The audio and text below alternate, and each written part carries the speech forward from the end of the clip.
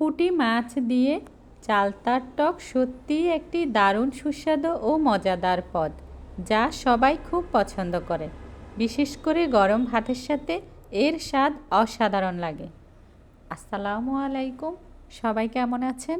আশা করি সবাই ভালো আছেন। আলহামদুলিল্লাহ, আমিও ভালো আছি।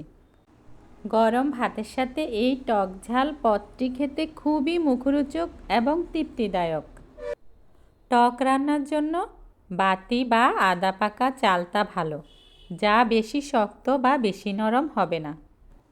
টক রান্নার জন্য প্রথমেই চুলায় একটি প্যান বসিয়ে দিন। পরিমাণ মতো তেল দিয়ে পেঁয়াজ ও কাঁচামরিচ ভেজে নিন। পরিমাণ মতো লবণ, আদা বাটা, রসুন বাটা, হলুদ গুঁড়ো, মরিচ গুঁড়ো ও জিরা গুঁড়ো দিয়ে দিন।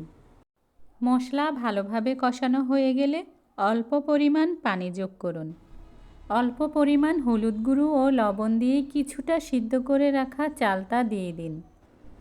এটি একটি পুরনো এবং ঐতিহ্যবাহী বাঙালি রেসিপি, যা বাঙালির ভোজন রসিকদের কাছে খুবই জনপ্রিয়। এটি তৈরি করা খুব সহজ, যা ব্যস্ত জীবনে দ্রুত প্রস্তুত করা যায়। পুঁটি মাছ ভালো করে ধুয়ে হলুদ ও লবণ মাখিয়ে হালকা ভেজে তুলে রাখুন। মাছ বেশি ভাজবেন না। ঝোল ভালোভাবে ফুটে উঠলে ভাজা পুঁটি মাছগুলো দিয়ে দিন। এই টক রান্না একদিন রেখে খেলে স্বাদ আরও ভালো লাগে, কারণ মাছের মধ্যে টকের স্বাদ ভালোভাবে প্রবেশ করে। মাছ ও চালতা মশলার সাথে ভালো করে কষাতে হবে। চালতার টক ভাবটা এলেই স্বাদ ভালো আসে। পরিমাণ মতো পানি দিয়ে দিন। চালতার টকে পানির পরিমাণ নির্ভর করে আপনি কতটা ঘন বা পাতলা টক চান তার উপর। তবে সাধারণত চালতার সমান অথবা একটু বেশি পানি দিলে ভালো হয়। চালতা নরম হয়ে টক বের হলে আপনি যতটুকু ঘন চান ততটুকু ঝোল রেখে বাকিটা শুকিয়ে নিতে পারেন।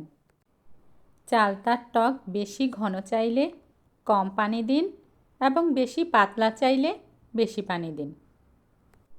রান্নার সময় যদি মনে হয় টক খুব ঘন হয়ে যাচ্ছে বা পানি শুকিয়ে যাচ্ছে, তাহলে অল্প গরম পানি যোগ করতে পারেন।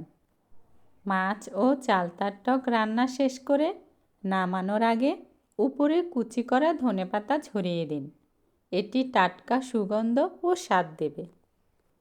ধনেপাতার ব্যবহার টক ঝাল মিষ্টি স্বাদের সাথে একটি সতেজ ভাব নিয়ে আসে, যা চালতা ও মাছের স্বাদের সাথে দারুণ মানানসই।